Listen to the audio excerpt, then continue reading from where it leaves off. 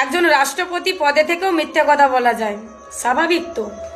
এমন একটা রাজনৈতিক দল ভারতবর্ষের বুকে গেড়ে বসেছে যে সংবিধানকেও তারা চাইলে পরিবর্তন করে দিতে পারে। বুঝতে পেরেছো? নাহলে পার্লামেন্টে তো দেখেছি আমার কথাই চলবে এখানে, আমি শেষ, মানে সংবিধান পরে তারাই প্রথম। সেখানে রাষ্ট্রপতি মিথ্যা কথা বলবে, এটা স্বাভাবিক ব্যাপার। রাষ্ট্রপতি কোনো বাংলার মেয়ে না, উড়িষ্যার মেয়ে। বলছে ওনাকে নাকি বাংলায় আসার অনুমতি দেওয়া হয়নি। আচ্ছা, আপনি বছরে 10 বার আসবেন বিজেপিকে সুবিধা করে দেওয়ার জন্য বাংলায় ঢোকার, এখানে মমতা বন্দ্যোপাধ্যায় বারবার দৌড়ে যাবে?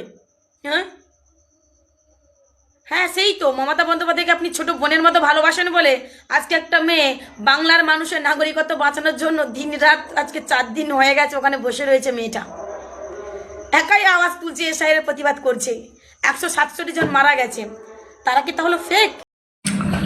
হ্যালো, শুনলেন তো এই ডিজিটাল যোদ্ধার অসভ্যতামি, একদম বোকা বোকা কথাবার্তা, কোনো বিষয় কোনো জ্ঞান নেই, কি বলছে নিজেও জানে না।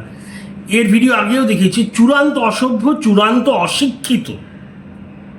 মানে এরকম অসভ্যদের ডিজিটাল যোদ্ধা করে সোশ্যাল মিডিয়ায় ছেড়ে দেওয়ার কি যে পরিণাম দেখতে পারেন। এ একা না, এরকম প্রচুর আছে। এ আগে বহু অসভ্যতা করেছে, মানে রোজ করে শুভেন্দু অধিকারীকে নিয়ে, তার বাবা শিশির ভাদুরীকে নিয়ে, এই শিশির অধিকারীকে নিয়ে, গায়ত্রী দেবীকে নিয়ে যা তা কথা বলেন, শিশির বাবুকে নিয়ে ওনার বাপ, এই সেই, গায়ত্রী দেবীকে বাংলাদেশি খালা ইত্যাদি, এবং মোদিকে শুভেন্দু বাবুর অবৈধ বাপ, হেন তেন অনেক অকথ্য ভাষা বলে, কোনো জানে না। মানে রাজনীতিতে যাকে তাকে নামিয়ে দিলে এই হয়।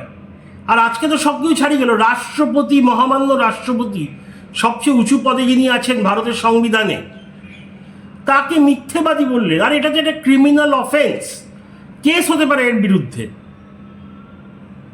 কি মিথ্যে বলেছে রাষ্ট্রপতি সেটা বলতে পারলো না, কোনো আইডিয়া নেই। মানে মমতা ব্যানার্জি একটা কিছু বলেছেন, সেটা মানে তোতা পাখির মতো সবাইকে আউড়ে যেতে হবে। এরা এত নির্বোধ, এত গাধা, মানে কি বলবো, এদের মাথায় একটু ব্রেন নেই, মগজ নেই, ঘিলু নেই। আবার বলছি বছরে 10 বার, এ জানেও না রাষ্ট্রপতি মানে গত 3 বছরে সর্বসাকুল্যে এসছেন 5 বার। 2023-এ 3 বার, 2025-এ 2 বার, আর 2026-এ আপাতত 1 বার। রাষ্ট্রপতি দরকার হলে 100 বার আসতে পারে এক বছরে, যে কোনো রাজ্যে যেতে পারে। সেটা বলার কোনো অধিকার তো স্বয়ং মুখ্যমন্ত্রীর নেই।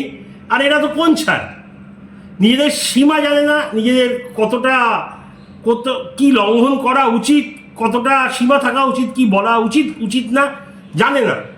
তৃণমূল মানেই কি অশিক্ষিত হতে হবে? অশিক্ষিত, অমার্জিত, জ্ঞান নেই, জ্ঞানহীন, নির্বোধ। তবে একটা জিনিস ভালো, এরা যত প্রচার করবে তত বিরোধীদের ভালো, বিজেপির ভালো। মানে এদের কথা শুনে বিজেপি সমর্থকদের তো ছাড়ুন, সাধারণ লোকেদেরও রাগ হয়ে যায়। এই মেয়েটি বলেছিল যারা লক্ষ্মীর ভাণ্ডার পাচ্ছে, তৃণমূলকে ভোট দেবে না, তাদের বন্ধ করা হবে। যদি একা বলেনি, শওকত মোল্লা বিধায়ক সবাই বলেছে। কিন্তু এর কোনো কথাবার্তা নেই, জানে না কোথায় লাগাম টানতে হবে। তবে করুক, এরকম আরও কয়েকটা ছেড়ে দিক তৃণমূল সোশ্যাল মিডিয়াতে, উল্টো প্রচার হবে। জানাবেন আপনাদের গুরুত্বপূর্ণ মতামত। অনেক অনেক ধন্যবাদ। জয় হিন্দ, বন্দে মাতরম।